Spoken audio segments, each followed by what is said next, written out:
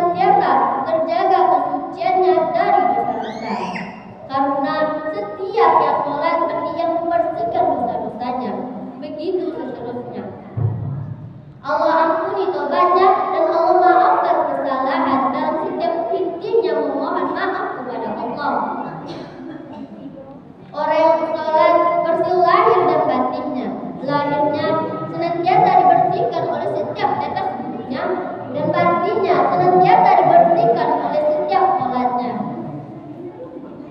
Masyaallah muslimin rahimahullah. Yang kedua, sholat mencegah dari perbuatan mungkar. Allah Subhanahu wa taala berfirman dalam surah Al-Ankabut ayat 45 yang berbunyi, A'udzubillahi minasyaitonir rajim. Bismillahirrahmanirrahim. Inna sholata tanha 'anil fahsya'i wal munkar. Shadaqallahul azim. Yang artinya sesungguhnya sholat itu mencegah dari perbuatan-perbuatan keji dan mungkar. Dua sifat yang tertanam dalam seorang hamba yang sholat yaitu wara' dan ihsan. Apa itu wara'? Wara' yaitu merasa diawasi oleh Allah, sedangkan ihsan itu keyakinan bahwa kita beribadah seakan-akan melihat Allah Subhanahu wa taala. Andai kita tidak mampu merasa bahwa kita bisa melihat Allah, maka kita yakin dengan hati kita bahwa Allah senantiasa melihat kita.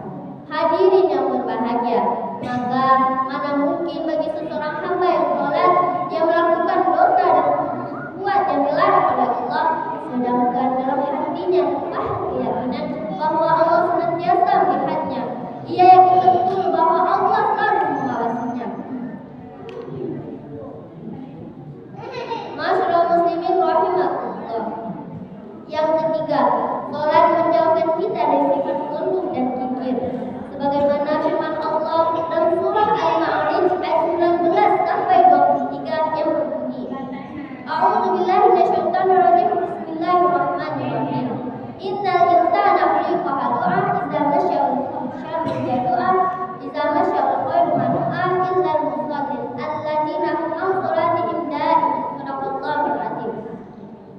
Sesungguhnya manusia itu diciptakan bersifat keluh kesah dan kikir. Ketika ia ditimpa musibah, maka ia berkeluh kesah, dan ketika ia mendapatkan rezeki yang melimpah, maka ia amatlah kikir. Kecuali orang yang melaksanakan sholat, yaitu dia yang selalu mengerjakan sholatnya. Keluh kesah disebabkan oleh dua hal: hati yang tidak tenang dan masalah. Orang yang sholat dijauhkan masalah oleh Allah. Andai dia memiliki masalah, maka Allah membantu menyelesaikannya. Yang kedua, hati yang tidak tenang. Hati yang tidak tenang karena jauh dari Allah, jauh dari mengingat Allah, dan jauh dari beribadah kepada Allah. Sedangkan bagi orang yang sholat, hatinya dekat dengan Allah, selalu bersama dengan Allah, dan Allah selalu menjaganya, baik dia terjaga maupun tidak. Hadirin yang bahagia, maka dari keutamaan di atas masih banyak keutamaan lainnya. Maka merugilah orang yang melalaikan, apalagi meninggalkan sholat. Tidak apa-apa kita tidak berpangkat, asalkan kita tetap sholat. Tidak apa-apa kita tidak memiliki harta yang melimpah, asalkan sholat tetap terjaga. Kunci kebahagiaan dunia hanya satu, yaitu senantiasa melaksanakan sholat. Masyaallah muslimin rahimahullah. Mengayuh hidup ke sembahyang, duduk di kayu sampai kecanduan. Kalau hidup tidak sembahyang, duduk tagak tulis jangkau. Ram talu ke basah pagi, membali loyang pakai dekat. Kalau lain tahu jasa diri, usah sembahyang ditinggalkan. Banyak sirih dan dibalai, segitu saja oleh caranya. Banyak orang